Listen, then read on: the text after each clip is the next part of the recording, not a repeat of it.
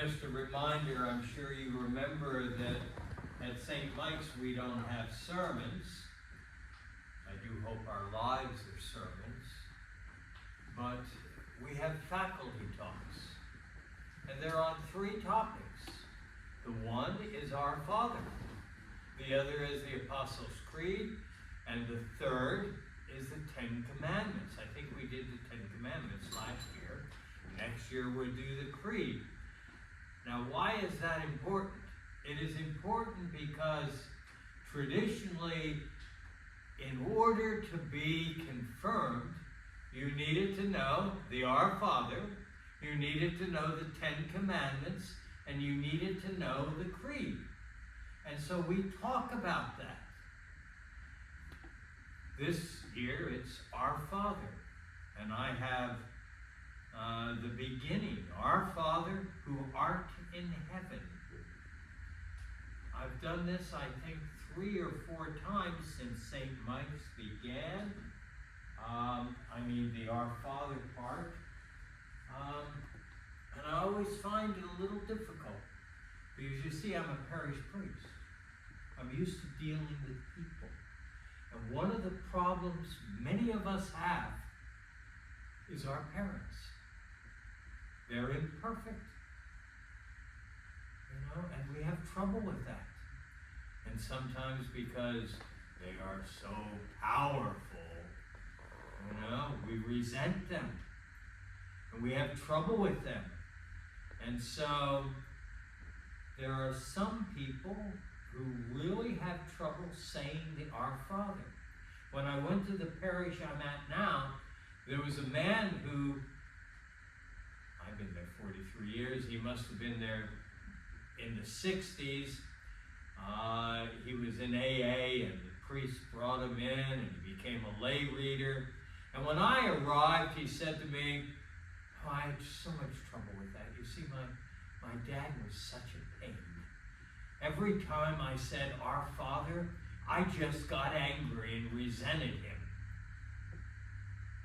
Now, we all know, God willing it doesn't go on here, that we've had people in the last 30-some years who have abusive parents.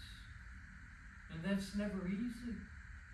And all these feelings rise up, and we take our father or our mother's face and we put it on God the Father and say, I can't deal with him. And that is a terrible burden. It keeps us from growing. It keeps us from being who we are. If you go down that hall, right before you get to the doorway to go outside and look at the deer, there is a picture on the wall of a priest. You don't know this, but 43 or 44 years ago, before I went to Flint, I was in Ohio, and my parish was dissolving.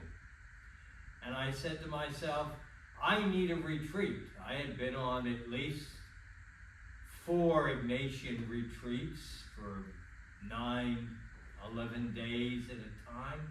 I came here for 9 days, I think it was, and he was my spiritual director, and he said all sorts of interesting things.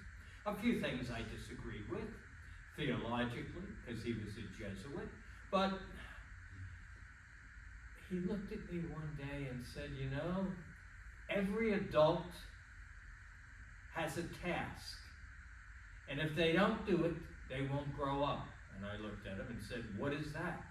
He said, we must learn to forgive our parents, or we will never grow.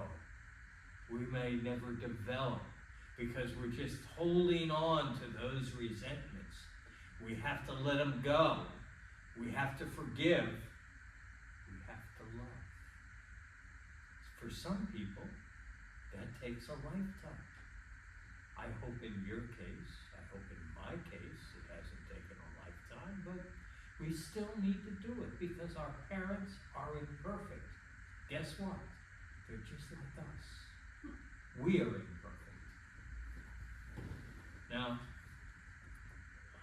the other thing we need to think about is the whole concept of our Father who art in heaven. That's kind of a theological reflection, but I wanted to get the human part out of the way. Our Father. He's my Father, and He's your Father. Whether we like that or not, He is our Father. Now, a father has certain roles. In the last 50 years in America, they are roles that we put down and laugh at. Mrs. G taught me years ago, and I think she taught my children, that a father has a role of being a wall. Okay? You go to your dad and you say, can I, whatever it is, drive the car, or I have a date with so-and-so, and he looks at you and says, no. And you say to yourself, that's weird. And I know that my children, there are 2 of them here out of the 17, who would go to their mother and say, why did he say that? And she said, I don't know. But I do know one thing. He doesn't know either. But he's usually right. Fathers act like that. And we hate it. I used to tell my children that if I did something wrong when they were 25, they could tell me I was wrong and I would apologize, but not before 25. Guess what? I've never had to apologize. Because as we look back, we realize sometimes they're right. Most of the time they're right. We may not like it. God the Father is right. He has standards and we can't break them. We want to. We assume that He's like our Blessed Lady, will kind of give in to us. Or He will change His mind. God can't change His mind. Because His rules are rules. That's the way it is. We may not like it, but that's the way it is. The whole concept, as I said, of our Father is He's yours and He's mine. He's everyone's. He loves us all in a love that is all-consuming, a love which has no bounds, but it has rules. Now, human fathers, because they were raised by human fathers and mothers, have limitations. My father had limitations. He never knew his father. His father died when he was 2 months old. And that is always a lacking in our lives. Because a father is so important, so difficult, but also so important. Who art in heaven. What is heaven? I'm not sure. You know, read the book of Revelation and it'll tell you all sorts of things. But it's a special book of the Bible, a special type of literature. About 1.5 years ago, one of my cops was dying of cancer, and I would visit him several times a week. And one day I got a call, he's going. And I drove to his house. He wasn't one of my parishioners, I was his chaplain. And I get there, and his Baptist minister is there. He married a new wife, even though he was in his 50s, and she was religious, he wasn't. And we're kneeling there, he had just died about a minute before I walked in the door. And his pastor looked at the wife and said, oh, can you imagine all the wonderful things he's seen? And as an Anglican, all I could think of is, well, yeah, he's seeing God, but he's probably not in heaven yet. There's such a thing as purgatory. And then he says, I'm sure he's seeing golden streets and diamonds. And I'm thinking to myself, I hope when I get to heaven, all I want to do is see Jesus. That's all I want to do. I don't care what the roads are made of, as long as it isn't like Michigan where they have potholes everywhere. You know, I want to be with Jesus.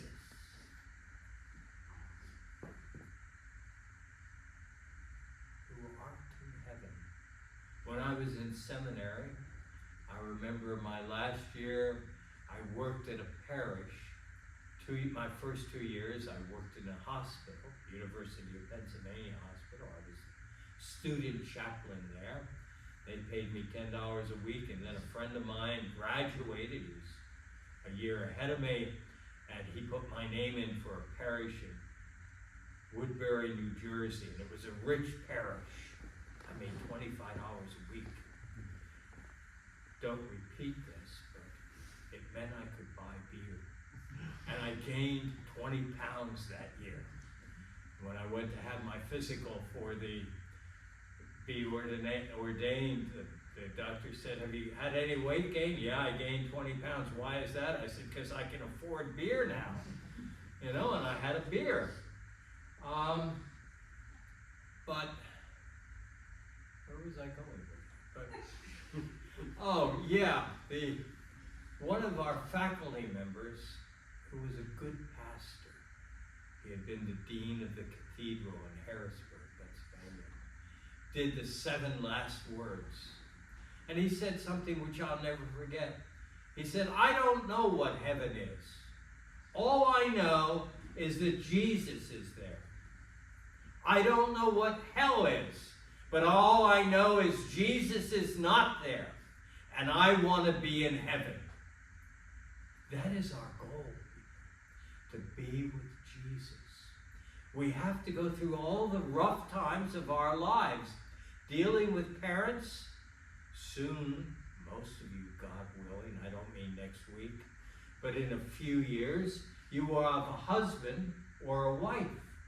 They will drive you crazy. I can guarantee that. Because they will do things and tell you things you don't want to hear. They will boost you up and demand that you be the person God called them to be. And we don't like that. I don't know about you, but I just want to sit in a chair and smoke my pipe. You know, I don't want to work real hard. I think I do, but I really like my pipe. And with the dog on my lap, there is nothing more than that except Jesus Christ. And so you and I this week will look at the Our Father. How do we forgive? How do we grow? How do we change and become better people? One of the other things that happened in my life, when I was in high school, most of you were in high school, my life was laid out for me. I knew precisely what I was going to do. I was going to go to West Point and become an Army officer. After a few years in Vietnam, I figured I could get duty in Japan and earn my black belt in judo and spend time there, though I didn't look forward to the food. But I get to college and I'm in ROTC, and I had a professor who was an Anglican priest. His name was Sterrett. And he had had a difficult life. His wife left him with, I think, 6 kids. He talked to us about God, Old and New Testament. And this was the days of the Vietnam War, where I wanted to go. And one day he looked at us and said, you know that God is the God of the Viet Cong. And my first reaction was, slap his face. But you know, God is the God of the Viet Cong. Even the Iranian nuts, he's everyone's God. He's everyone's Father. And that means you and I must treat the people we deal with in an entirely different way. We need to love them in spite of themselves and in spite of ourselves.